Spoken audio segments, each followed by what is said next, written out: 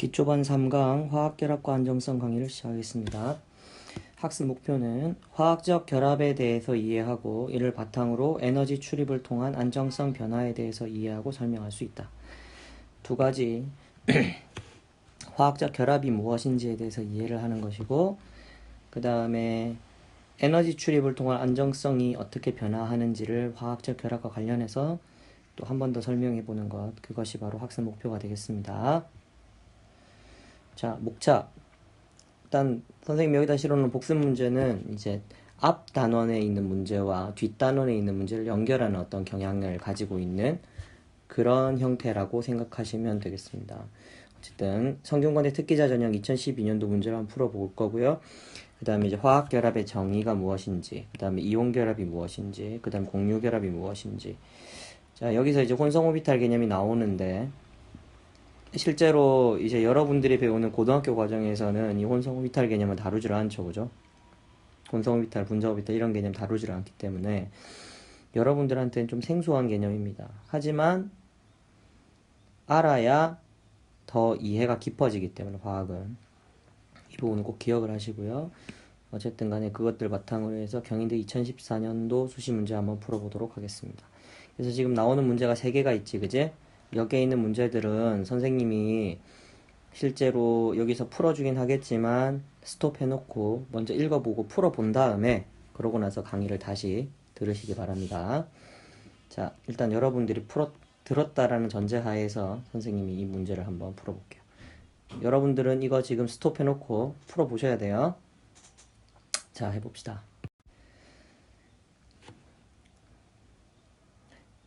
Na 가스, 나트륨 가스 이 원자의 이온화 에너지가 1몰당 490kJ이라고 그랬고요. Cl 가스의 Cl 원자의 전자 친화도는 1몰당 마이너스 300kJ이다. 이렇게 말을 하는 거죠. 그죠? 이온 상태의 Na 플러스와 Cl 마이너스가 반응해서 고체 상태의 NaCl 고체가 형성될 때 에너지 변화량은 마이너스 790kJ/몰이다. 1몰당 790kJ에 이렇게 된다라는 거죠. 그럼 일단 먼저 여기 있는 거 화학식으로 한번 나타내 봐야 됩니다. 화학 반응식으로 Na 가스가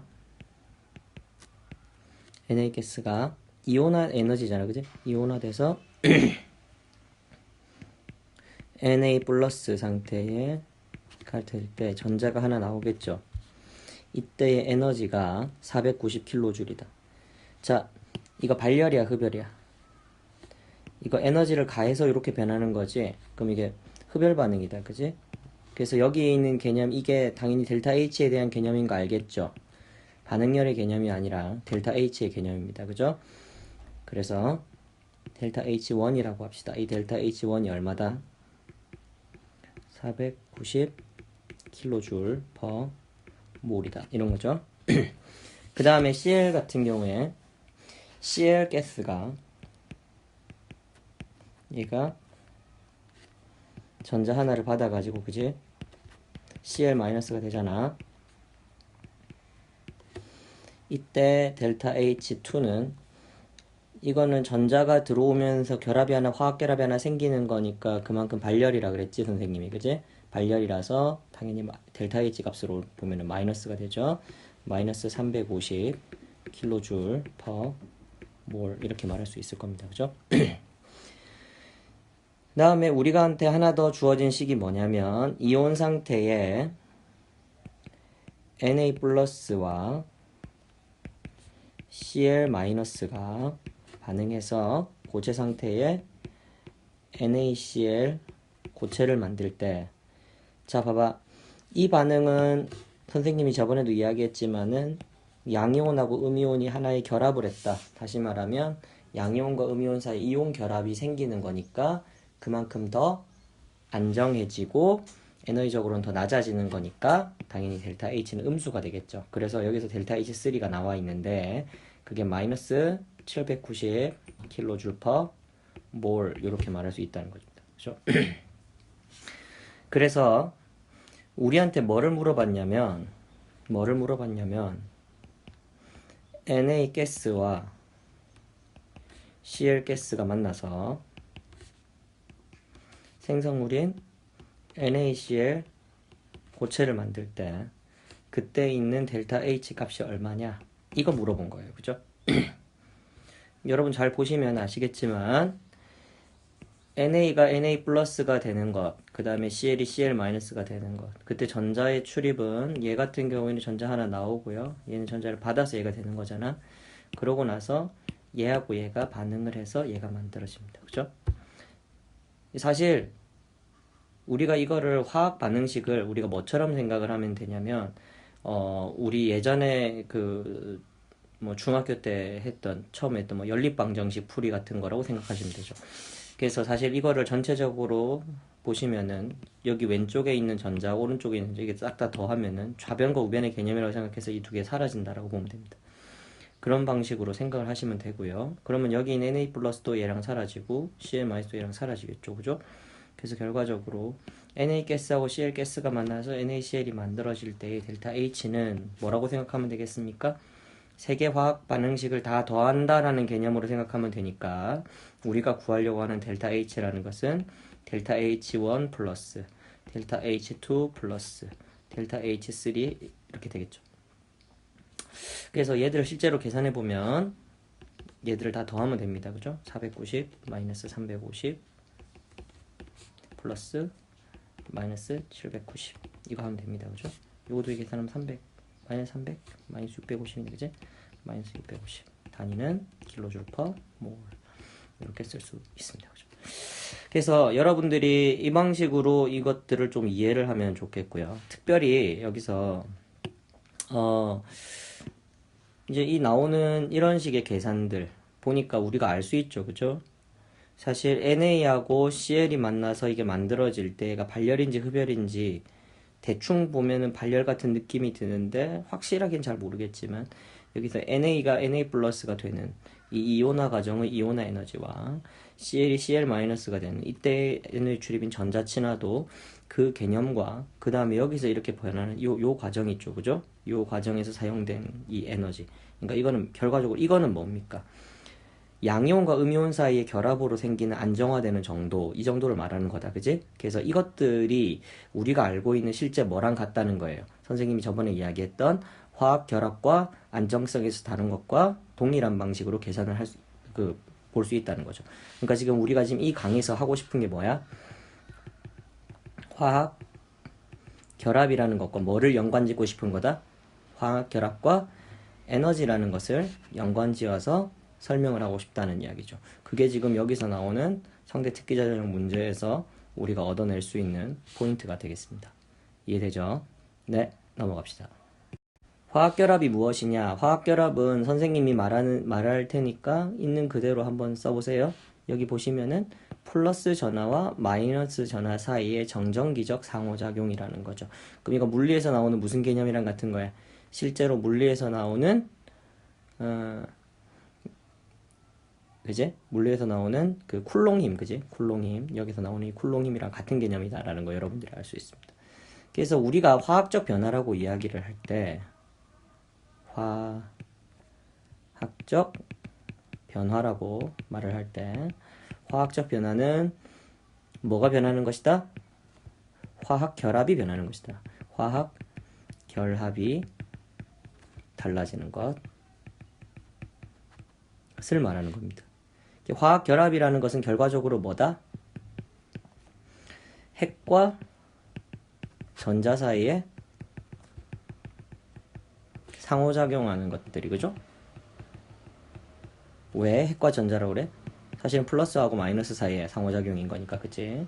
그래서 그것들끼리 상호작용이 달라지는 거를 우리는 화학적 변화라고 이야기를 합니다. 무슨 말인지 알겠죠? 예.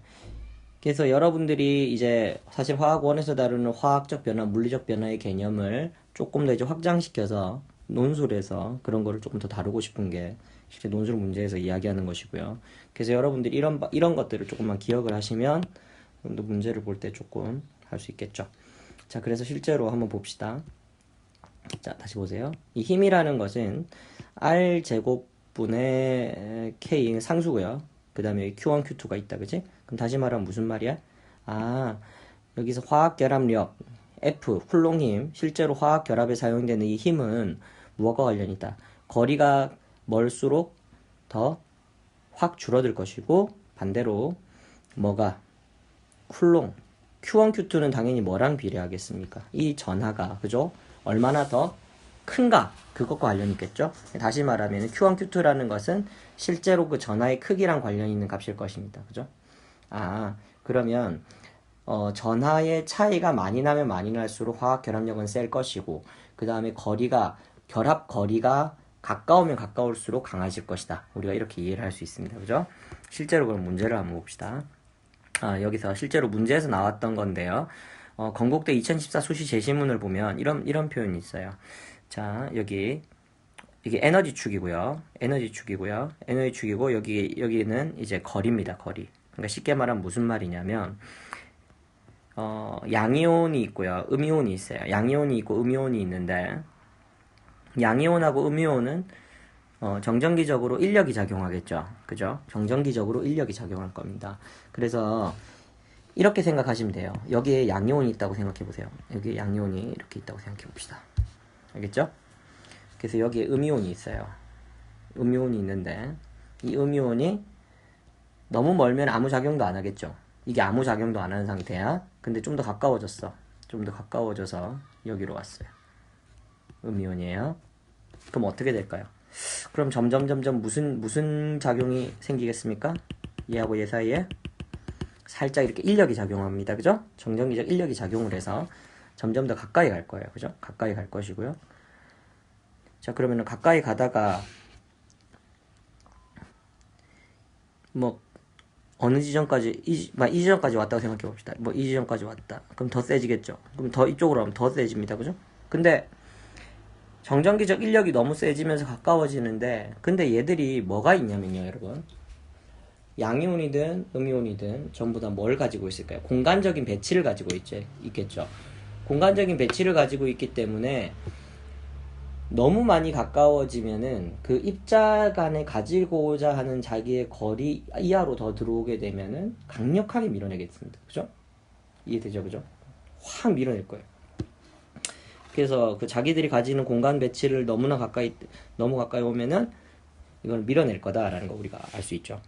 그래서 실제 생기는 결합 거리, 그러니까 결합이라는 것은 가장 안정한 위치에서, 그러니까 에너지적으로 보면 가장 낮은 위치에서 결합이 생긴다고 볼 수 있는데, 그래서 그 부분이 바로 이 부분이라는 거죠. 그래서 여기에 결합이 이렇게 형성이 된다는 겁니다.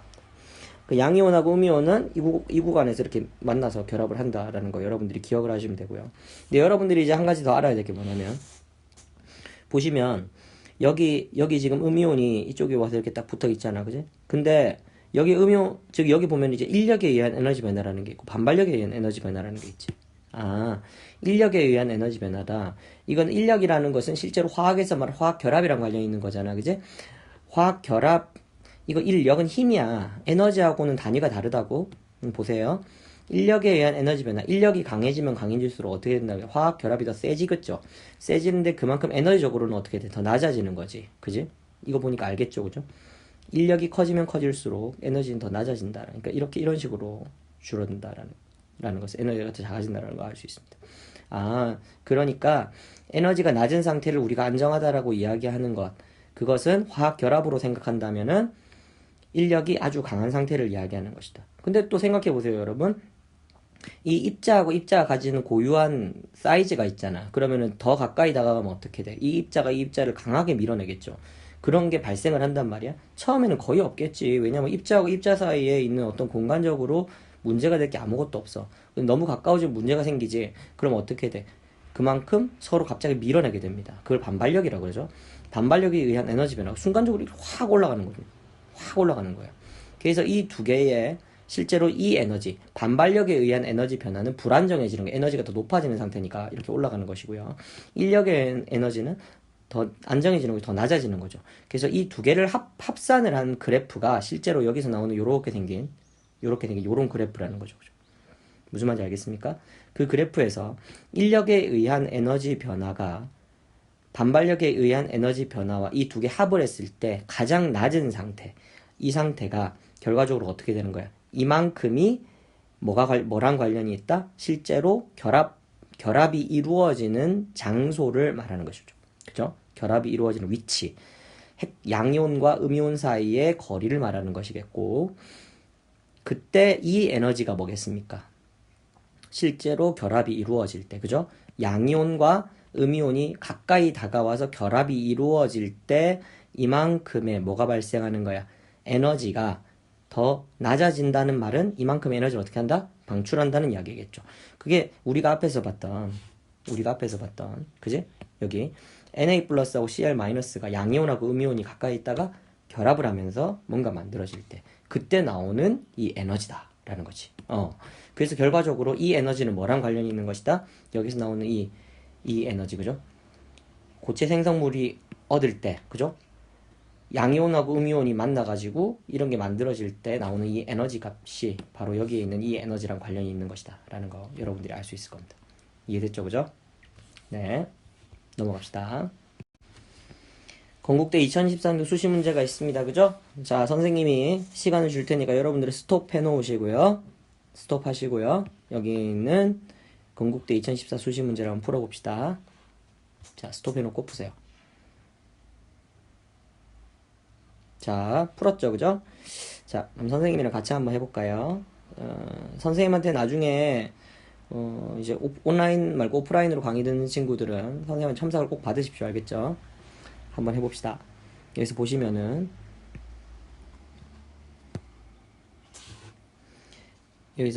요렇게 지금 생겼잖아, 그치? 그래프 이렇게 생겼는데 지금 이거를 가지고 지금 이야기를 하는데, 이 그래프의 실선은 NaCl에 대한 두 이온 사이의 거리에 따른 에너지 변화를 나타낸 것이다, 그죠? 양이온과 음이온, NaCl에 대한 두 이온 사이의 거리 변화를 나타낸 것이다. NaCl이네, 그치? 그럼 Na 플러스 Cl 마이너스가 지금 이렇게 가까이 다가오면서 생기는 이런 형태의 그래프다라는 거를 여기서 지금 이야기를 한 거네요, 그죠? MgCl2와 MgO에 대하여 가장 안정한 상태의 거리와 에너지를 각각 D2, E2, D3, E3라고 할 때 위 그림과 같은 좌표 평면 위에 세 점 D1, E1, D2, E2, D3, E3의 상대적인 위치를 표시하고 그 이유를 격자 에너지를 이용하여 설명하시오 라고 이야기를 했습니다. 여러분 보세요. 격자 에너지라는 게 여기 지금 제시문에 나와 있는 걸 선생님 갖고 간 건데 봐봐. U는 마이너스 K 곱하기 D1분의 Q1, Q2라고 적혀있지? 이게 무슨 말이야? 자, 아까 전에 우리가 봤던 거랑 좀 비슷하지 않니? 쿨롱힘 F는 뭐라 그랬어? 어떤 비례상수 K 곱하기 뭐였어? R 제곱분의 Q1, Q2였죠, 그죠? 이거랑 이거 비슷합니다, 그죠? 뭐만 달라? 여기에 하나가 없지. 거리가 하나 안 들어가지. 원래 우리 에너지의 단위가 에너지는 정의를 하기를 에너지를 뭐라고 정의합니까? 에너지를 뭐라고 정의해요? 이거라고 정의를 합니다, 그죠? 힘에다가 뭘 곱한 것? 거리를 곱한 것이다, 그치? 어떤 힘을 가지고 어떤 특정 거리만큼의 일을 할 때 그것을 우리가 에너지다 라고 이야기를 하죠, 그죠? 그래서 사실은 여기다가 거리를 한번 곱하면은 이런 형태의 단위가 나온다라는 거 우리가 알 수 있죠, 그죠?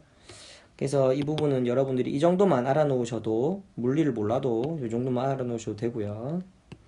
그래서 D1, E1, D2, E2, D3, E3를 이 논리에 따라서 설명을 하라 이 말이지. 그래서 우리는 뭐가 필요해? 일단 먼저 쿨롱에 대한 개념으로 한번 접근을 해야 되겠죠. Q1, Q2에 대한 개념으로, 그죠? 그러니까 쉽게 말하면 우리가 U라는 것이 뭐랑 비례한다? 그 마이너스 부호는 떼고 생각합시다. 알겠죠? 마이너스 부호는 떼고 생각합시다. Q1, Q2와 비례한다라는 거 우리가 알고 있죠, 그죠? 맞습니까? 네. 그 다음에 이 에너지 U라는 것이 또 뭐랑 비례한다는 거 알고 있어요. D1분의 1. 거리에 비례한다라는 것도 우리가 알고 있어. 반비례한다라는 것도 우리가 알 수 있습니다, 그죠? 그래서 우리는 이 Q1, Q2의 개념, 그리고 D1이라는 개념을 우리가 가지고 한번 설명을 해봐야 된다는 겁니다. 우리가 지금 조사해야 될 이유는 뭐가 있냐면 Na 플러스가 있고요, Mg 플러스가 있고요, Cl 마이너스가 있고요, O2 마이너스가 있습니다. 그렇죠, 그죠? 그래서 얘들의 크기부터 비교를 한번 해볼까요? 자, 여기서 이제 등전자 이온을 한번 생각해 보면은 등전자 이온은 뭡니까? 얘랑 얘랑 얘랑 이 세 개는 등전자 이온입니다. 그죠? 등전자 이온 중에서 가장 크기가 큰 것은 O2-겠죠. 그죠? 여러분들이 이 정도는 뭐 기본으로 알고 있을 거라고 생각해요. 그래서 이온 반지름을 비교를 하면은요. O2-보다 뭐가 Na 플러스가 더 작고 Na 플러스보다 Mg2 플러스가 더 작다는 거는 등전자 이온에서 우리가 나오는 것이죠. 그리고 Cl-는 어떻게 돼요? 걔들보다 전자 껍질 하나 더 많고요. 그렇죠. 그래서 Cl-는 이것보다 더 크다라는 거 우리가 생각해 볼 수가 있습니다. 그죠? 그렇고 그 다음에 Q1, Q2를 이렇게 이야기를 할 때 그러니까 두 개의 결합에 대한 이야기를 해야 되는 거잖아.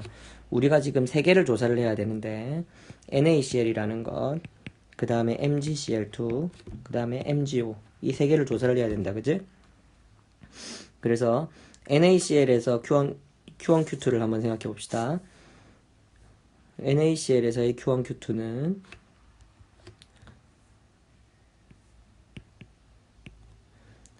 그냥 각각의 값을 어쨌든 뭐 양이온이든 음이온이든 상관없이 플러스 1 까면은 1로 잡고요. 2 까면 2로 잡읍시다. 그러면 되겠죠. 그죠? 그래서 1 곱하기 1의 개념으로 생각하면 된다. 그치? MgCl2는 선생님 MgCl2면은 또 두 개를 곱해야 되는 거 아닌가요? 그런 거 아니야. 그러니까 Mg하고 CL하고 하나 사이의 결합을 말하는 거죠. 이게 만들어질 때 MG 하나하고 CL 하나 사이의 결합을 말하는 거죠.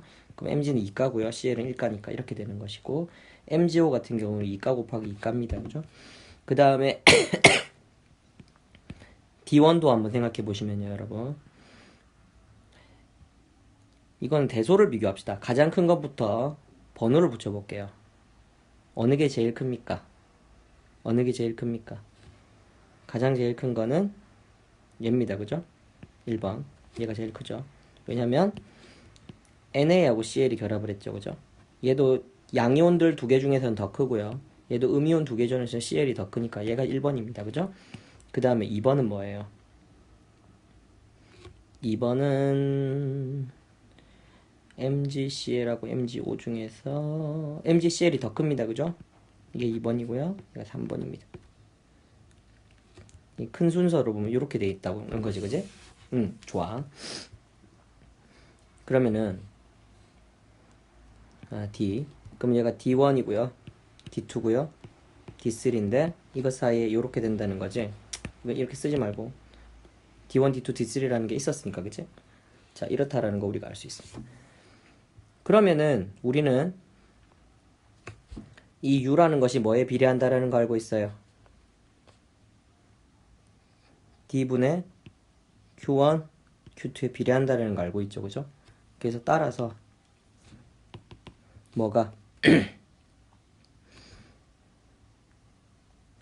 MgO에, 그죠? D3, MgO 같은 경우에 D3분의 Q1, Q2 이 값이 가장 클 겁니다. 그죠? 왜? D3가 제일 작고 이 값이 제일 크니까, 그지?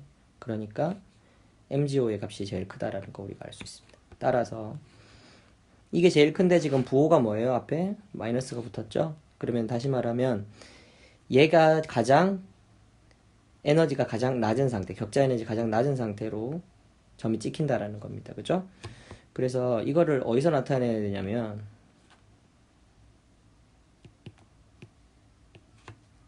여기 D가 나와, 거리가 나와야 되겠지? 그리고 여기 에너지잖아, 그치?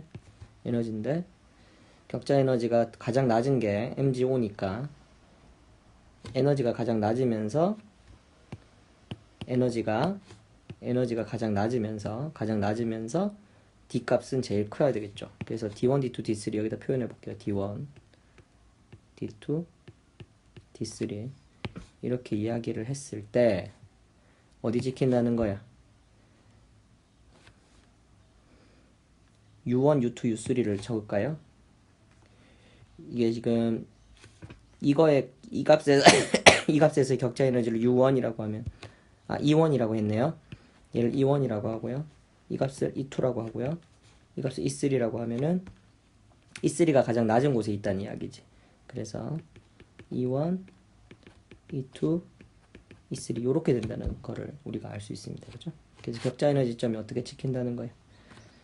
여기하고 여기가 만나겠지. 그럼 여기 찍히고 여기 찍히고 여기 찍힌다. 이렇게 된다는 거를 우리가 알 수 있습니다. 그죠? 무슨 말인지 알겠죠? 그죠? 실질적으로 우리가 본 그래프는 어디 있는 거예요? D1, E1에 있었던 게 원래 저기 이쪽에 있었던 여기 그래프였던 거죠. 그렇죠? 그래서 우리가 실제로 그 봤던 그래프는 이렇게 생겼던 그래프였던 거죠. 다시 미안. 이렇게 생겼던 그래프였다는 거죠. 그래서 이것보다 더 두 번째 MgCl2 같은 경우에는 좀 더 이렇게 그려질 것이고, 좀 더 이렇게 그려질 것이고, MgO 같은 경우에는 좀 더 안쪽에서 결합이 이루어지면서 더 에너지적으로는 더 낮아지는 상태로 이렇게 그려진다라는 거를 우리가 이해를 할 수가 있습니다. 네, 여기까지 말할 수 있고요. 화학결합의 종류와 정전기적 인력 들어가 볼게요. 그래서 화학결합의 종류는 금속결합, 이온결합, 공유결합 이렇게 나올 수 있죠. 그리고 공유결합 중에서 이제 우리가 배위결합이라는 걸 좀 독특하게 이야기를 하는데, 이거는 이제 공유결합의 한 종류다라고 말할 수 있습니다. 그죠? 여러분들이 이렇게 해서 총 4가지의 결합이 있는데, 사실은 이온결합도 사실은 공유결합과 사실은 결합하는 방식은 비슷하죠. 왜? 금속결합 같은 경우에야 그냥 나트륨, 금속 뭐 이런 거 안에서 자유전자가 그 안에서 움직이고 있는 거니까 그렇게 말할 수 있는데, 이온결합이나 공유결합은 둘 다 다른 원소가 결합을 할 때, 화학적으로 결합을 할 때 일어나는 결합들을 이야기하는 것이고, 실질적으로 아무리 이온결합이라고 해도 전자를 끌어당기는 능력은 모든 핵이 가지고 있기 때문에 전자를 완벽하게 100% 음이온 쪽으로 다 준다라는 말은 실질적으로 완벽한 표현이 아니죠. 그래서 모든 이온결합 및 공유결합은 뭘 가지고 있다? 공유결합성을 가지고 있다. 이렇게 말할 수 있다는 이야기야. 무슨 말인지 알겠지? 어쨌든 간에 그렇게 해서 이야기를 할 수가 있죠. 자, 방금 전에 했던 말을 다시 한번 더 복습해보면은, 금속결합에서 나타나는 정전기적 인력은 뭐하고 뭐 사이의 정전기적 인력인 겁니까? 네. 금속 양이온하고 뭐 사이에? 자유전자 사이에 정전기적 인력이다라고 우리가 생각해 볼 수가 있죠. 그죠? 이온결합은요, 우리가 방금 전에 했지만 양이온과 음이온 사이에 정전기적 인력인 것이고, 공유결합 같은 경우에는 핵과 공유전자쌍, 그죠? 공유전자쌍 사이의 정전기적 인력이라고 설명을 할 수가 있습니다. 그러니까 우리가 실질적으로 모든 것들이 전부 다 뭐랑 관련이 있는 거야? 아까 앞에서 이야기했던 쿨롱 힘, 그지? 전하가 다른 두 개의 물질 사이에서 작용하는 이런 인력이 사실은 이것들과 관련이 있는 것이다 라는 거 여러분들이 꼭 기억을 하시고요. 배위결합도 공유결합의 한 종류다 라는 거 여러분들이 기억을 하시면 되겠습니다. 일방적으로 전자를 제공해서 하는 결합같이 보이지만 실질적으로는 어떻게 되어 있는 거예요?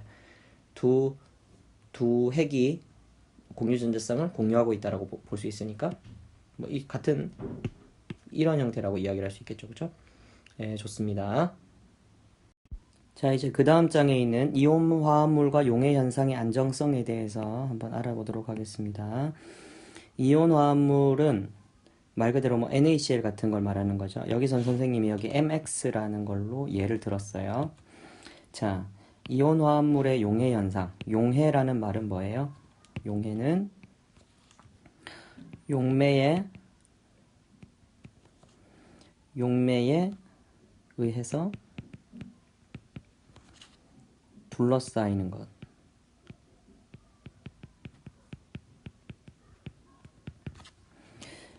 용매에 의해서 용질이 둘러싸이는 것을 용해 현상이라고 합니다. 다시 말하면 무슨 말이냐면, 용질들이 이렇게 결합을 하고 있는데 용매에 의해서 이런 용질들이 떨어지고 용매가 얘를 둘러싸는 이런 거를 용해 현상이라고 이야기를 하죠. 자, 그래서 이온 화합물 같은 경우에도 동일한 이야기를 할 수 있다는 이야기예요. 그러니까 이온 화합물도 용해가 일어나잖아요. 뭐 NaCl 같은 거 물에 넣으면 녹잖아. 그지? 물에 넣으면 녹는데 그런 현상과 안정성에 대한 관계를 한번 설명해 보라는 건데요. 이온 결합의 안정성과 이게 결론부터 이야기하면 이온 결합에 대한 안정성과 이온 상태에 대한 안정성 이 두 가지를 비교를 해야 된다는 이야기입니다. 다시 무슨 말이라고? 이온 결합의 안정성과 이온 상태의 안정성이 이온 상태라는 거에 이온이란 말을 지우시고 이렇게 쓰는 게 좀 더 정확하겠네. 수용액 상태의 안정성 이렇게 말을 해봅시다. 알겠죠? 다시 말하면 우리는 이 두 가지를 가지고 어느 게 더 큰가를 가지고 용해 현상이 잘 일어날 것인가 일어나지 않을 것인가를 판단한다는 거지. 그럼 보면 실질적으로 어떤 MX라는 놈이 있는데 얘가 물에 녹아서 이런 형태가 됐다라고 생각해 봅시다. 근데 얘는 MX라는 놈은요 어떻게 되어 있는 거냐면 사실은 N가 양이온 M과 N가 음이온 X로 이렇게 지금 떨어져 있는 형태로 수용액 상태로 존재를 하는 거니까 실질적으로는 이렇게 돼 있는 거죠. 근데 그걸 우리가 쓰기로는 이렇게 그냥 나타내기도 한다 이거죠. 그래서 얘가 이렇게 돼 있단 말이야. 이게 무슨 말이냐면 이렇게 돼 있는 거예요. 양이온하고 음이온이 결합을 하고 있습니다. 이런 결합을 뭐라 그래? 이거 전부 다 이온 결합이지. 이온 결합이고 여기 보면은 수용액에 있는 용매 분자들이 이렇게 지금 옆으로 가까이 와요. 가까이 오죠. 가까이 와서 이렇게 얘하고 이렇게 상호작용을 해. 이거는 뭐야? 여기 빨간색은 두 가지를 비교해서 써볼게요. 빨간색이 고 초록색이 있잖아. 빨간색은 뭐냐면 화학결합이고요. 초록색은 분자 간의 힘입니다. 무슨 말인지 알겠죠? 빨간색은 화학결합, 초록색은 분자 간의 힘이란 말이야. 자, 그럼 봐봐. 이게 화학결합이 지금 이런 식으로 되려고 하면 어떻게 돼야 되는 거야? 여기 있는 화학결합이 끊어져야 되죠. 화학결합이 끊어지면서 분자들이 여기에 있는 용질이 양이온, 음이온 상태로 떨어졌을 때 용매 분자들이 얘를 둘러싸게 되는 겁니다. 이렇게. 그죠? 근데 여러분들이 알다시피 용매가 일반적으로 물로 쓰니까 물 같은 경우에는 루이스 구조가 이렇게 그려지잖아. 그치? 이렇게 그려지는데 여기 보면 뭐가 있어? 비공유 전자쌍이 있죠. 비공유 전자쌍이 존재를 합니다. 그러면은 이 용매 분자 사이로 여기에 있는 수소하고 결합을 하고 있는데 전자쌍을 누가 더 많이 가져가요? 산소 쪽으로 더 많이 가져갑니다. 그죠? 전자가 산소 쪽으로 더 많이 치우쳐 있죠. 그래서 여긴 델타 마이너스가 되고요. 이쪽은 델타 플러스가 됩니다. 이거를 조금 더 다시 쓰면 이걸 이렇게 쓸 수 있다는 이야기지. 그러니까 어떤 분자가 있는데 어떤 하나의 분자에서 뭐가 존재하는 거예요? 델타 플러스인 부분과 델타 마이너스인 부분이 존재한다는 이야기죠. 그죠? 그렇게 존재한다고 여러분 볼 수 있죠. 그래서 사실 여기서 보면 이제 양이온하고 음이온이 이게 용해가 일어난 거야, 그지? 용해가 일어났을 때 양이온, 음이온이 각각 떨어지면 그 주변을 뭐가 둘러싸는 거예요? 여기에 있는 용매 분자들이 둘러싸는데 마이너스 주변으로는 뭐가 가? 델타 플러스들이 얘를 둘러싸겠죠, 그죠? 이렇게 될 것이고요. 플러스 주위로는 델타 마이너스들이 얘를 둘러싸게 됩니다, 그죠? 그런 식으로 여러분들이 이해를 할 수 있습니다, 그죠?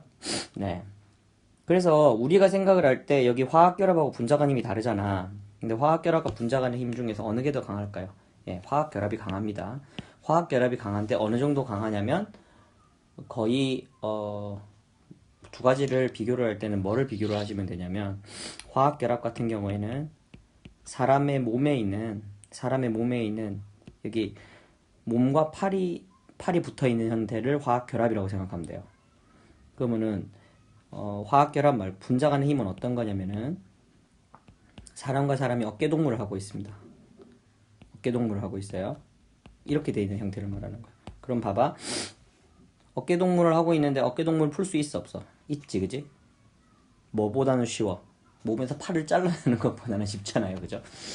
팔을 완전히 못 잘라내는 거 아니죠. 훨씬 더 강한 어떤 힘이 있으면 잘라낼 수 있다. 그러니까 그 정도의 차이다. 이런 느낌을 가지고 있으면 돼. 무슨 말인지 알겠지? 화학결합이 엄청 강하단 말이야. 그럼 이제 엄청 강한 화학결합이 있는데, 그 화학결합을 끊어내려고 합니다. 에너지적으로 볼 때, 그러니까 엔탈피의 개념으로 볼 때는 어떻다라는 걸 이야기할 수 있겠습니까?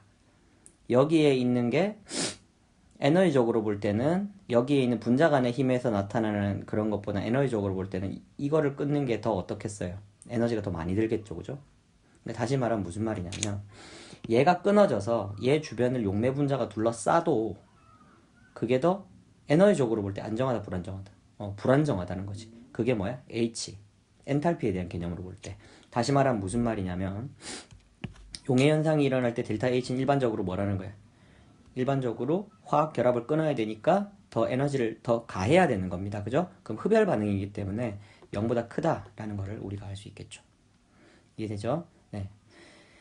그런데 이제 우리가 실질적으로 안정성이라는 개념을 적용을 할 때는 H로 보는 게 아니라 그랬잖아요. 저번 시간에. 그죠? H로 보는 게 아니라 뭐로 보는 것이다? G로 보는 것이다 이야기했어요. 그죠? G.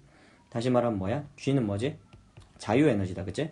그럼 자유에너지로 본다는 말은 여러분들이 뭐를 이해를 하셔야 되냐면 여기에 있는 자유에너지, 여기에 있는 엔트로피까지 같이 생각을 해줘야 되죠. 엔트로피는 뭐다? 무질서도다. 그치? 무질서도. 그럼 이 상태하고 이 상태 중에 어느 게 더 무질서도가 높다는 소리야? 얘보다 얘가 더 무질서도가 높죠. 일반적으로 모든 화학적인 어떤 현상들 전체 고립계에서 일어나는 그 모든 반응들이나 어떤 일들이 일어날 때 그거는 전부 다 엔트로피가 증가하는 방향으로 모든 자발적인 반응이 일어난다고 볼 수 있기 때문에 엔트로피가 증가하는 건 항상 자발적인 어떤 과정에서 일어나는 거랑 연관지어서 볼 수 있죠. 그래서 엔탈피로만 보면은 별로 안 좋아요. 그죠? 엔탈피로만 보면은 흡열 반응이기 때문에 에너지를 가해야 되는데 엔트로피로 생각을 할 때는 어떻게 되는 것이다? 보면은 이 상태보다는 이 상태가 더 무질서한 정도가 증가한 거죠. 그래서 델타 S도 0보다 큽니다. 그죠? 우리가 이렇게 볼 수 있겠죠. 그래서 지난 시간에 한 거를 복습을 해본다면 델타 G라는 것은 델타 H 마이너스 T 델타 S잖아. 그지? 그래서 기울기는 마이너스 델타 S인데 기울기가 음이라는 거 알 수 있죠. 기울기가 음이고 Y절편은 양입니다. 그죠? 그러면 다시 말하면은 여기가 절대온도는 0도 이하가 없으니까요. 그죠? 여기는 없애고요. 델타 G 개념으로 보면 이런 식의 그래프를 얻을 수 있다라는 거 우리가 알 수 있습니다. 그죠? 어쨌든 간에 우리가 용해 현상이 일어났을 때 일반적으로 나타나는 기울기의 형태가 이런 식으로 주어지는 것이고요. 여러분들이 여기서 보시는 것처럼 이런 이제 결합이 일어나 있는 상태에서 여기에 있는 결합들을 하나하나 끊어내는 그런 과정들, 그죠?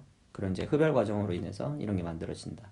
에너지적으로 볼 때는 이 상태로 할 때 에너지를 가해야 되지. 그럼 에너지를 가한다는 말이 무슨 말이냐면은 여러분들이 이런 실험을 해볼 수도 있는데 집에 어떤 비커가 있으면 그냥 어떤 무슨 뭐 컵 같은 데다가 물을 담으세요. 물 담고요.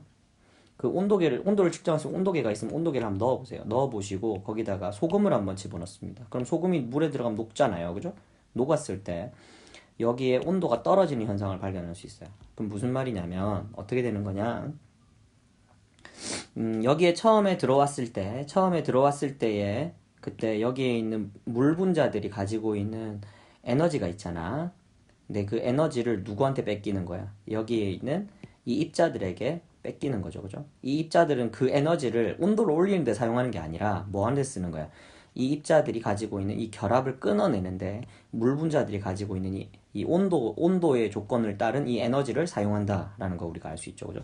그래서 결과적으로 얘들은 어떻게 돼요? 물 분자들은 온도가 떨어집니다.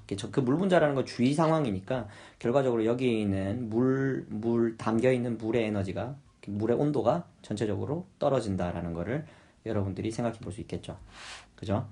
그래서 우리가 실질적으로 비교하는 게 뭐냐면 이런 이온 결합의 안정성과 수용액 상태에서의 안정성 이 두 가지를 비교를 할 때 어느 게 더 많이 안정하냐에 따라서 이 용해 현상이 일어날 것인지 일어나지 않을 것인지를 결정한단 말이야. 그럼 앙금이 있잖아. 그럼 앙금은 무슨 말이겠니? 앙금이라는 것은 이 이온 결합 자체의 안정성, 다시 말하면 이온 결합이 강하냐 아니면은 이온 결합이 약해서 수용액 상태가 더 안정하냐를 이야기를 하고 싶은데 결과적으로 앙금으로 존재한다는 말은 물속에서 잘 녹아 안 녹아? 안 녹단 말이지. 물속에 잘 안 녹는다는 말은 이 상태 이 빨간 색깔 이 결합이 어떻다는 거예요. 충분히 강해서 이 물이 들어와서 얘를 녹이지 못한다라는 거죠. 그죠? 그러니까 여기선 이 두 가지 중에 어느 게 더 강한 거야, 안정성이. 이온 결합 자체 안정성이 더 강하기 때문에 이온 결합으로 머물러 있으려고 하는 그런 경향성을 가지고 있다라고 여러분들이 생각해 볼 수 있다는 거죠. 실질적으로 여기서 말하는 이런 이제 계면 뭐 이런 말은 실질적으로 재심을 주긴 줘요. 주니까 너무 걱정하지 마세요. 알겠죠? 계면이라는 말은 일단은 면이 두 개의 면이 닿아 있다 이런 말이야. 계면 무슨 말인지 알겠지? 자, 두 개의 면이 닿아 있는 것을 우리는 계면이라고 이야기를 합니다. 그래서 사실은 여러분들이 쉽게 생각하면은 예전에 이런 거 해본 적 있지? 물이랑 참기름 넣어 놓는 거. 물이랑 참기름을 넣으면 어떻게 돼? 여기서 이제 물이 좀 더 무겁잖아, 그지? 그래서 물하고 기름이 이런 식으로 되죠. 그때 어느 부분이냐면은 그때 여기 있지, 여기. 여기를 계면이라고 그러는 거예요. 그러면은 계면 활성이라는 말이 있는데 계면 활성. 계면이 활성화되었다라는 말은 무슨 말이겠니? 계면이 활성화되었다. 그럼 다시 말하면 무슨 말이냐면 두 개의 면이 상호작용이 가능하다. 그치? 여기서 말하는 상호작용은 뭐겠습니까? 당연히 섞이는 거겠죠. 그죠? 두 개의 면이 섞이도록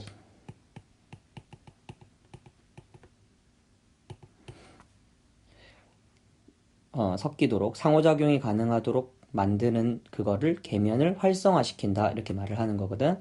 그러면은 계면 활성이라는 것은 일어나려고 하면은 당연히 뭐와 뭐가 필요하겠습니까? 기름과도 친하고 물이랑도 친한 어떤 게 필요하다, 그지?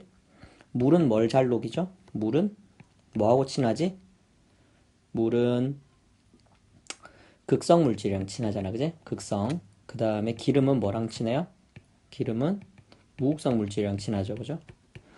무극성 용매는 무극성 물질을 잘 녹이고 극성 용매는 극성 물질을 잘 녹인다. 그게 일반적으로 여러분들이 아시는 거고요, 그죠? 그러면은 이게 가능한 어떤 분자가 있다. 그럼 이 분자는 뭘 가지고 있다는 소리야? 친수성. 그럼 다시 말하면 뭐야 이거? 물이랑 친하다는 소리지? 극성을 가지고 있다는 것이고 여러분들한테는 소수성이라고 하기도 하고 물을 멀리한다는 뜻이거든. 그런데 뭐 친유성 이렇게 말하기도 해요. 같은 말인데 이게 뭐야? 무극성이라는 소리겠지, 그지? 그러니까 분자 내에서 극성인 부분과 무극성인 부분을 동시에 가지고 있는 걸 말하는 거거든. 그래서 친수성을 일반적으로 이렇게 머리 부분 헤드를 이렇게 쓰고 무극성인 부분을 이렇게 꼬리로 해서 이렇게 쓴단 말이야. 왜 일반적으로 이렇게 많이 쓰냐면 여러분들이 잘 알고 있는 무극성 분자가 어떤 게 있어요? 탄화수소가 무극성 분자죠, 그죠? 무극성 분자. 그러니까 탄화수소 중에서 일반적으로 무극성인데 길게 탄화수소 사슬이 이런 식으로 돼 있는 걸 무극성이라 그러지. 이게 마치 여기 있는 꼬리랑 비슷하잖아요. 그래서 여기 꼬리 부분을 이런 식으로 썼을 때 이 부분을 뭐라 그래?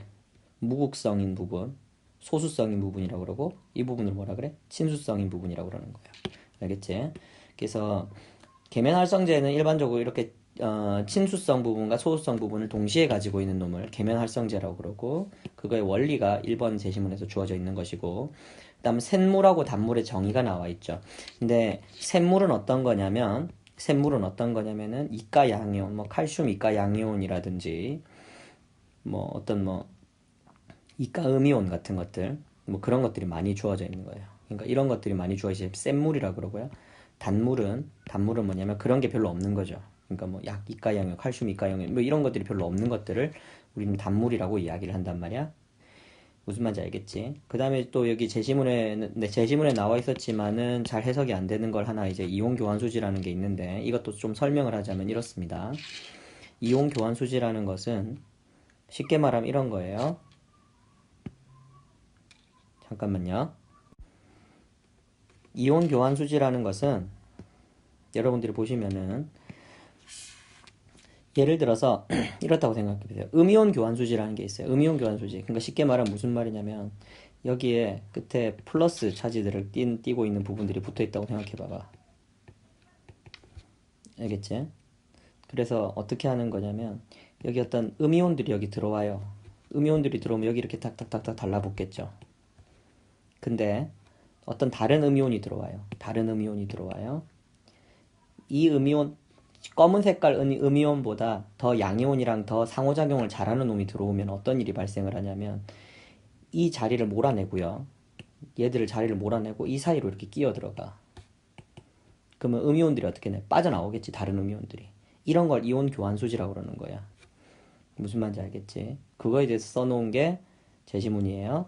자, 그럼 이제 이 정도를 이해를 한 다음에 여기에 있는 문제들을 풀어보시면 되겠습니다. 선생님 시간 줄 테니까 풀어보시고요. 풀어보시고 선생님한테 이거 해제 강의는 그 다음 강의에 올려줄 테니까 여러분들이 실제로 한번 풀어보시고 그 다음 시간에 한번 해제 강의는 들으시고 첨삭은 꼭 그 시간에 오셔서 받으시기 바랍니다. 자, 이제 공유결합이라고 하면은 사실은 이제 일반적으로 이야기하는 어떤 공유결합이나 뭐 이런 것들을 이야기를 하면 여러분들이 배웠을 때는 전자쌍 반발 원리대로 어떤 분자 구조를 해석하고 그런 거 배우잖아. 근데 사실은 그것만 가지고 좀 부족하기 때문에 혼성오비탈이라는 개념이 도입이 돼요. 사실 여러분들이 한번 생각을 해보세요. S오비탈은 구형이잖아. 맞지? P오비탈은 3개가 있지. P오비탈 3개가 있잖아. XY 지축에 대해서 어떻게 되어 있는 거야? PX 오비탈은 X축으로 이렇게 되어 있고 PY 오비탈은 Y축으로 이렇게 되어 있고 PZ 오비탈은 Z축으로 이렇게 되어 있죠. 그러면은 여러분들이 보는 CH4 같은 구조를 생각해 봐봐. 이거 전자쌍 반발 원리대로 해석하면은 어떻게 되어 있어? 탄소 중심으로 H가 4개가 3연체 구조를 이루고 있죠. 이렇게. 근데 이 3연체 구조가 여러분들이 생각을 할 때 어떤 거에서 실제로 이렇게 나왔다고 생각할 수 있어요? 이거 좀 애매하지 않니? 봐봐. 오비탈로 생각을 해서 이 안에 전자가 존재한다고 그랬잖아. 이 안에 전자가 존재할 확률이 90% 막 그렇게 이야기하잖아요. 그죠? 그러면은 S오비탈이 여기 있고 P오비탈들이 이렇게 지금 있는데 여기에 전자가 들어가고 수소들이 여기에 결합을 한다고 생각을 하면 이런 식의 3연체 구조는 안 나오지 않습니까, 여러분? 그죠? 그러니까 분자의 구조를 해석하기 위해서 나온 이론이 뭐냐면은 이런 혼성오비탈이라는 개념이야. 혼성오비탈이라는 말은 실질적으로 있는 원래 원자가 가지고 있는 오비탈들, 기본 오비탈, SPDF 뭐 이런 오비탈 있잖아, 그지? S오비탈 있고 P오비탈 있고 D오비탈 있고 F오비탈 있고 이런 오비탈들이 있는데 이런 오비탈들이 섞여서 만들어지는 새로운 오비탈을 말하는 거예요. 그러니까 사실 이제 이 부분은 여러분들이 좀 이따가 지금 강의 말고요. 그 다음 강의 보면은 분자의 구조에 대한 강의가 있는데 거기서 선생님이 이제 이 오비탈 이론들을 가지고 설명을 할 테니까 그때 가서 한번 다시 들으시면 되겠고요. 어쨌든 이런 혼성 오비탈들, S오비탈, P오비탈, D오비탈, F오비탈 이런 것들이 섞여서 만들어진 오비탈들을 혼성 오비탈이라고 한다는 거죠. 자, 그리고 그 다음에 이제 보시면은 여기 분자 오비탈이라는 게 있어요. 분자 오비탈. 분자 오비탈은 무슨 말이냐면 어떤 두 개가 결합을 하잖아. 봐봐. CH2, C2H4 같은 분자를 보면은 뭐 이렇게 생겼죠. 대충 맛만 보여주면 이렇습니다. 보세요. 근데 실질적으로 여기서 일어나는 결합을 오비탈에 대한 개념으로 다시 한번 그려보면 이렇게 돼요. 평면에 존재를 하니까, 그지? 한 평면을 그려놓고 생각을 해보면 여기 H, H, H, H 이렇게 있지, 그지? 그리고 이렇게 있잖아. 근데 여기에 오비탈들이 이렇게 직접적인 분자들 간의 결합이 직접적인 결합으로 만들어지는 이런 식의 결합이 이루어집니다. 오비탈들이 직접적으로 겹쳐서 만들어진 이런 결합들이 만들어지죠. 처음에 이제 기초 맨 첫 강을 하면서 안정성에 대한 고찰, 뭐 이 강의를 하면서 선생님이 이야기를 했었는데, 그지? 오비탈들의 직접적인 결합으로 만들어진, 직접적인 겹침으로 만든 이런 걸 뭐라 그런다? 시그마 오비탈이라고 이야기를 하고요. 그 다음에 여기 비어있는 p 오비탈이 존재를 합니다. 그냥 결합하지 않는 p 오비탈이 존재하는데 거기 전자들이 하나씩 있죠. 어딘가 그 오비탈에 있을 거야, 그지? 그런데 얘하고 얘가 나란하고 바로 이오테 있죠. 이 오비탈이랑 이 오비탈은 나란하고요. 그 다음에 이 두 개는 이오테 있잖아. 그러면은 나란하고 이오테 있으면 이글 두 개 사이에 결합이 생길 수 있다고. 이런 식으로 결합이 생길 수 있다고. 그때 생기는 여기 결합을 뭐라 그러냐면은 파이 결합이라 그래. 그럼 실제로 여기서는 이런 식으로 오비탈이 하나 생기는 거야. 파란색으로. 그럼 얘를 뭐라 그러냐면 파이 오비탈. 이런 식으로 설명한다는 거죠. 무슨 말인지 알겠습니까?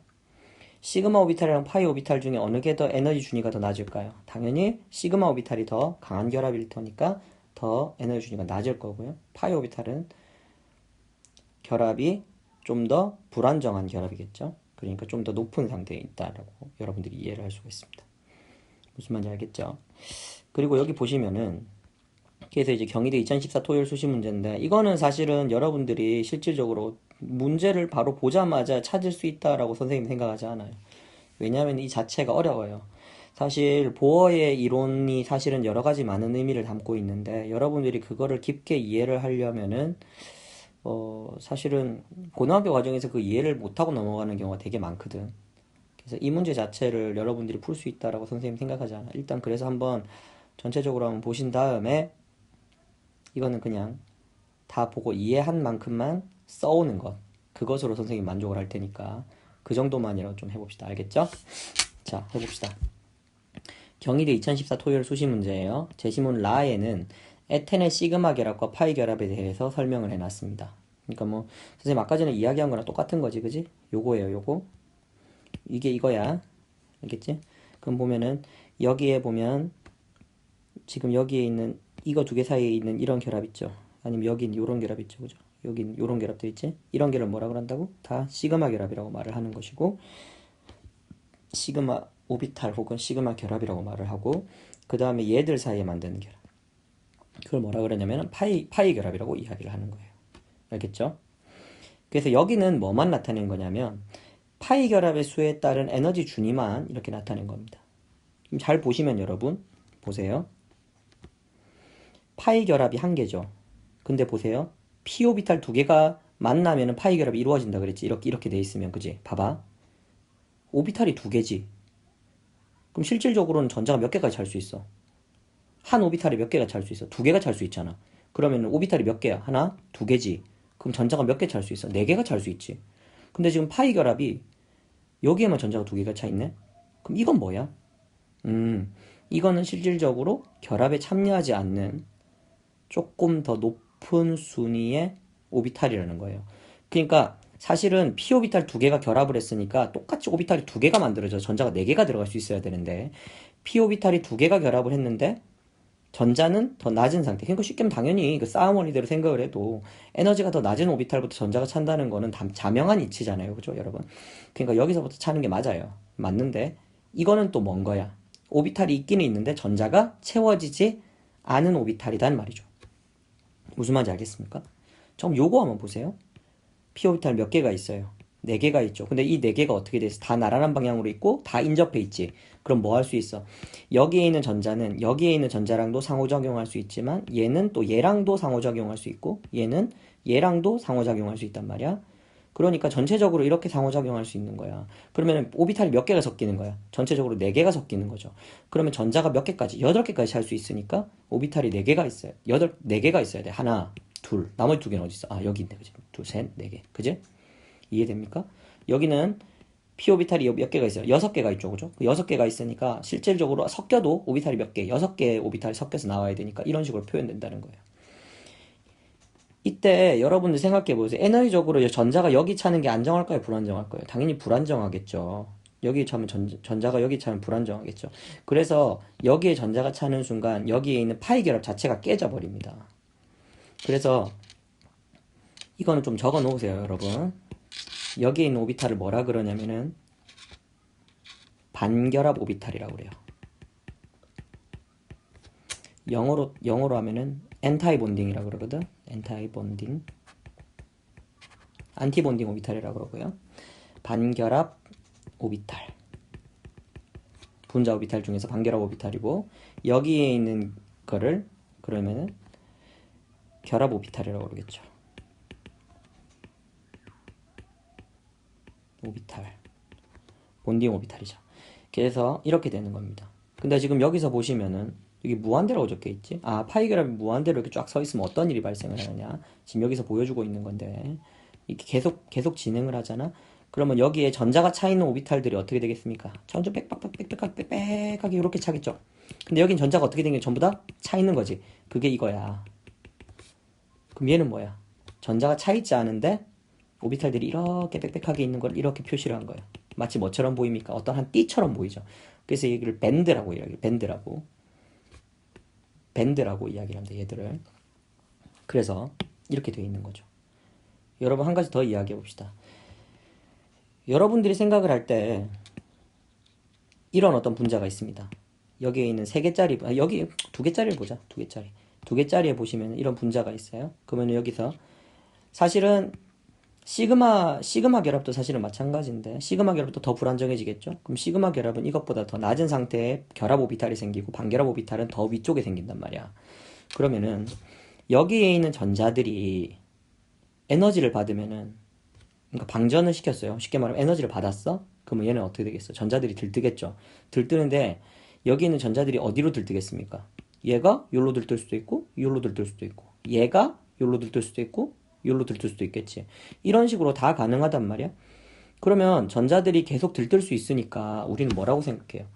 아, 여기서 일어날 수 있는, 사실 이제 에너지를 흡수를 했다가 방출하는 이런 과정들은 여러 가지 방향으로 일어날 수 있단 말이야. 여기서는 경우가 몇 개가 있어. 파이 결합만 가지고 따진다면 얘가 이쪽으로 일어나는 1가지, 얘가 이쪽으로 일어나는 2가지, 얘가 이쪽으로 일어나는 3가지, 4가지, 총 4가지 경우가 있죠.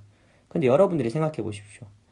일반적으로 전자 준위는 전자의 준위로 인해서 일어나는 발광이 일어난다. 그러니까 뭐 어떤 전자가 들떠서 좀 더 높은 상태로 올라갔다가 다시 떨어질 때 일어나는 빛이 일어나는데, 실제로 그 나오는 빛은 일반적으로 무슨 빛입니까, 여러분? 실제로 전자 준위 변경에 해당하는 빛, 선생님이 맨 첫 시간에 했잖아. 전자 준위 변경에 해당하는 빛은 뭐라 그랬어요? 이게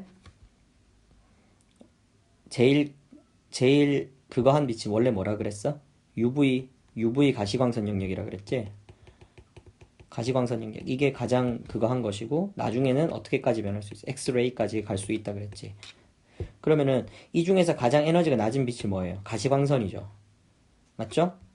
IR보다 조금 더 강한 빛이 가시광선이고요. 가시광선보다 조금 더 강한 빛이 UV, 자외선이고요. 자외선보다 조금 더 강한 빛이 엑스레이입니다. 그죠? 그래서 얘들의 어떤 이제 이 빛을 쪼였을 때 분자들이 어떤 식으로 움직이느냐. IR 빛을 쪼이면은 얘들이 분자들이 진동을 한단 말이야. 분자 진동을 일으키는 빛이고, 그것보다 좀 더 강한 빛인 가시광선, UV, 엑스레이를 쪼이면은 전자 준위가 변경이 되죠. 전자 준위가 변경이 됩니다. 엑스레이는 어디까지 시키는 거야? 엑스레이는 이온화까지 시키는 빛입니다. 그죠? 그러니까 여러분들이 이거는 1강에서 분명히 다뤘던 내용이기 때문에 꼭 그렇게 기억을 하고 계시면 되고요. 어쨌든 IR은 분자 진동에 해당하는 빛, 가시광선, UV, 엑스레이는 전자 준위 변경과 관련된 것이다 라는 거 여러분들이 기억할 수 있을 겁니다. 그러면 이 중에서 가시광선 영역이잖아. 그럼 이 다시 말하면 우리가 지금 이제 한번 문제를 보면서 한번 이야기를 다시 한번 해볼게요. 이 정도까지만 듣고 나서 여러분들이 실제로 문제를 한번 풀어보셔도 되고요. 만약에 여기까지 듣고도 잘 이해가 안 된다 하면은 문제를 풀기 전에 이 강의를 다 들으시고 나서 보셔도 되겠습니다. 자, 보세요. 자연계에는 여러가지 색을 나타내는 다양한 발색단 분자가 존재한다. 자, 여러가지 색을 나타낸다. 여러가지 색.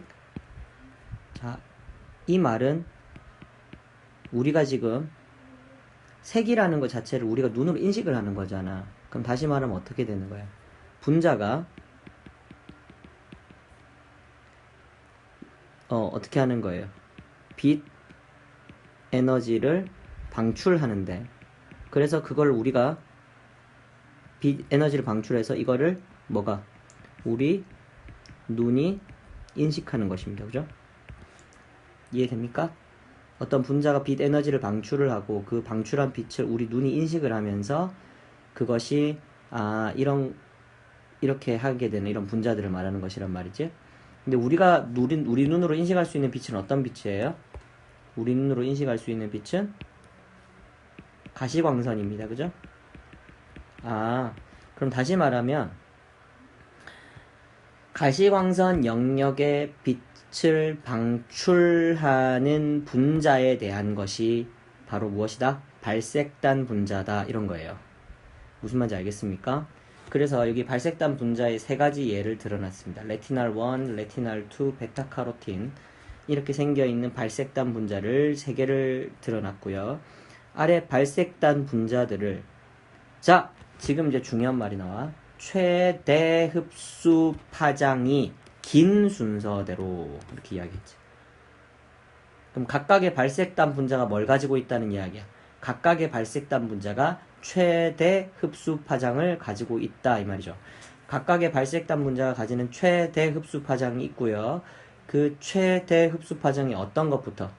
긴 것부터 순서대로 나열해 보세요 이 말입니다. 그죠? 그러면은 우리가 여기서 본 거를 다시 한번 떠올려 보시면 파이 결합 두 개가 나란히 있다. 다시 말하면은 p 오비탈 두 개가 나란히 있어서 파이 결합을 이렇게 형성을 하는 파이 오비탈이 형성이 되는 이런 형태 분자 오비탈이 만들어질 때 우리는 p 오비탈 두 개가 결합했기 때문에 두 개의 오비탈이 생긴다. 그렇게 이야기를 했었죠. 파이 결합으로 인한 오비탈이 이거는 실제 결합 오비탈, 이거는 반결합 궤도 오비탈이라고 이야기를 합니다. 그리고요, 여기서는 이제 보면은 p 오비탈이 4개가 있죠. 그래서 이 4개가 섞이면서 파이 오비탈이 4개가 만들어지는데 그 중에서 에너지가 낮은 2개를 우리는 결합 오비탈이라고 그러고 그 다음에 에너지가 높은 2개를 반결합 오비탈 이렇게 이야기를 합니다. 실제로 전자는 이 낮은 준위에만 차겠죠. 여기에 전자가 차는 순간 에너지적으로 불안정해지기 때문에 차라리 따로따로 존재하는 것이 더 안정할 수도 있겠습니다. 그래서 반결합 오비탈에 전자가 차면 이 결합이 불안정해서 깨지는 경우가 생기는 거죠. 물론 여기 차 있는 상태에서 말하는 거야. 물론 여기서 이제 전자가 들뜰 수도 있잖아요. 그죠? 들뜰 수도 있으니까 그런 건 제외하고요. 얘도 마찬가지겠죠. 그럼 우리가 일단 최대 흡수 파장이라는 말부터 한번 해석해 봅시다. 최대 흡수 파장. 파장인데 흡수 파장이야. 그러면 이건 무슨 반응? 흡열 반응이다. 그지? 흡열 반응이다. 그지? 흡수 파장이니까. 흡열 반응이 일어나. 그런데 흡열 반응 중에서 최대라는 말은 무슨 말이에요? 최대라는 말은 파장의 길이가 가장 길다. 파장의 길이가 가장 긴 것을 의미하는 겁니다. 그죠? 파장의 길이가 가장 길다는 말은 무슨 말이다? 파장의 길이가 가장 길다는 말은 에너지하고 반비례 관계이기 때문에 에너지 흡수를 할 것인데 흡수하는 에너지가 어떻다? 가장 작다라는 거죠. 그러면은 각 분자마다 최대 흡수 파장이라는 걸 가지고 있다는 거잖아. 그럼 이제 예를 들어서 얘 같은 경우에는 파이 결합만 가지고 다 똑같이 다 보는 거니까요. 그죠? p 오비탈이 2개가 있어서 파이 결합이 하나가 생길 때 그때는 전자가 들뜰 수 있는 경우가 한 종류밖에 없어. 여기서 이만큼. 그럼 이제 이만큼에 해당하는 빛을 비추겠죠. 근데 얘는 어떻습니까? 선생님 아까 전에 이야기했지만은 여기에 있는 전자가 이쪽으로 들뜰 수도 있고 여기에 있는 전자가 이쪽으로 들뜰 수도 있고 여기에 있는 전자가 이쪽으로 들뜰 수도 있고 여기에 있는 전자가 이쪽으로 들뜰 수도 있어요. 그 4가지 경우 중에서 최대 흡수 파장, 다시 말하면은 에너지를 가장 작은 에너지를 흡수할 수 있는 것이 무엇이냐라는 거죠. 그럼 무슨 말이겠습니까? 가장 작은 에너지를 흡수할 수 있다? 그 말은 여기서부터 어디로 들뜨는 거 말하는 거예요. 그렇지. 전자가 이쪽으로 들뜨는 것을 말하는 것입니다. 그럼 이게 뭐예요? 최대 흡수 파장이라는 이야기죠. 여기 있던 전자가 이쪽으로 들뜬 게 가장 에너지적으로 낮은 흡수를 할 때 전자가 들뜰 수 있는 것을 말하는 겁니다. 그렇게 볼 수 있고요. 여기도 마찬가지겠죠. 최대 흡수 파장이라는 것은 얘에서 이쪽으로 들뜨는 것을 이야기합니다. 실질적으로 그러면은 우리가 최대 흡수 파장을 만들려면은 뭐라고 이야기를 해야 됩니까? 최대 흡수 파장은 최대 흡수 파장. 최대 흡수 파장은요, 전자가 채워진 가장 높은 에너지 준위의 오비탈에서 어디로? 전자가 비어있는 가장 낮은 에너지 준위의 오비탈로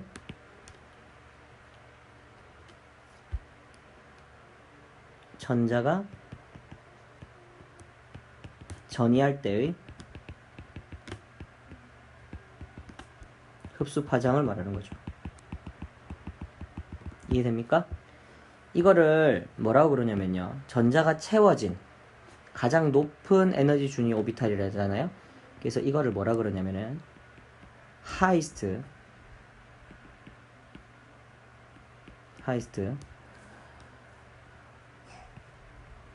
occupied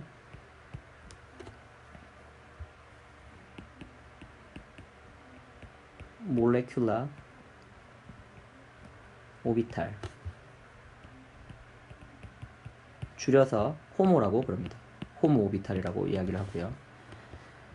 occupied, 채워졌다는 거지. 가장 높게 채워져 있는 분자 오비탈이라는 거고, 전자가 비어있는 가장 낮은 에너지 준위 오비탈이라는 게 있겠죠. 그럼 이거는 또 비슷하게 읽으면 되겠지. 뭐라고 읽으면 돼? lowest unoccupied, 그지? unoccupied molecular orbital이잖아요. 그래서 결과적으로 얘는 뭐냐면은 루모라고 이야기를 합니다. 그럼 우리가 보는 실질적으로 여기서 나타나는, 여기는 호모가 어디 있는 거예요? 호모가 여기에 존재하는 거고요. 그죠? 루모는 여기에 존재를 한다라고 여러분들이 인식을 할 수 있겠죠. 그래서 호모에서 루모 사이의 에너지 차이가 바로 최대 흡수 파장이 되겠습니다. 그래서 이 최대 흡수 파장만큼의 에너지를 흡수를 하면 어떻게 된다는 거야? 최대 흡수 파장만큼의 에너지를 흡수하면은 가장 높은 에너지, 호모에서 루모 사이의 에너지 차이를 우리가 구할 수 있다는 거죠. 그걸 가지고. 그래서 우리는 여기서 일어나는 파이 결합의 개수에 따라서 뭐인 걸 찾을 수 있습니까? 파이 결합의 개수가, 파이 결합이 근데 바로 이웃해야 되지, 그지? 얘랑 바로 이루어지는 거는 안 되고요. 얘랑 이렇게 이루어져야 돼요. 파이 결합이 이렇게 이루어지고 한 칸 건너뛰어서 또 이렇게 파이 결합이 이루어질 때, 그때 우리 p 오비탈들이 이렇게 4개가 같이 이렇게 나란하게 설 수 있다는 것이고, 나란하게 선 p 오비탈들이 많을수록, 이렇게 많을수록 어떻게 된다는 거예요? 전자가 호모와 루모 사이의 에너지 갭이 어떻게 돼요? 점점 줄어듭니다. 그럼 다시 말하면 최대 흡수 파장은 점점 파이 결합이 많아질수록 어떻게 된다? 파이 결합이 만을 닫자. 많아지면 어떻게 된다? 최대 흡수 파장이 어떻게 된다는 거야? 더 많이 길어진다라는 거 우리가 알 수 있겠죠. 다시 말하면 여기서 파이 결합과 이중 결합, 단일 결합이 번갈아 가면서 있어서 이런 식으로 파이 결합의 개수가 가장 많은 것을 찾아보면은 여기 베타카로틴을 보시면 하나, 둘, 셋, 넷, 다섯, 여섯, 일곱, 여덟, 아홉, 열, 열하나, 11개의 파이 결합이 있죠. 레티날2 같은 경우에는 하나, 둘, 셋, 넷, 다섯, 여섯, 7개, 이거 11개, 7개. 레티날1은 하나, 둘, 셋, 넷, 다섯, 6개지, 그지? 이런 식으로 6개, 7개, 11개의 결합을 가지고 있다, 그지? 그래서 우리는 뭐라고 이야기할 수 있다는 이야기야. 가장 최대 흡수 파장이 긴 것은 베타카로틴이고, 가장 최대 흡수 파장이 짧은 것은 레티날 1이다. 이렇게 말할 수 있다는 거죠. 파이 결합이 이렇게, 파이 결합과 단일 결합이 이렇게, 시그마 결합, 이중 결합과 단일 결합이 번갈아 가면서 이렇게 있는 경우를 우리는 뭐라 그러냐면은 공명화 되어 있다. 그래서 컨주게이션 되어 있다라고 이야기합니다. 컨주게이션 길이라고 이야기를 하는데, 그런 것까지는 여러분들이 완벽하게 이해를 할 필요도 없어요. 여기 있는 루모, 호모라는 말도 여러분들이 정확하게 이해를 할 필요는 없습니다. 그러니까 정확하게 이 용어를 알 필요는 없어. 근데 그게 어떤 의미인지는 조금 알아놓자. 뭐라고?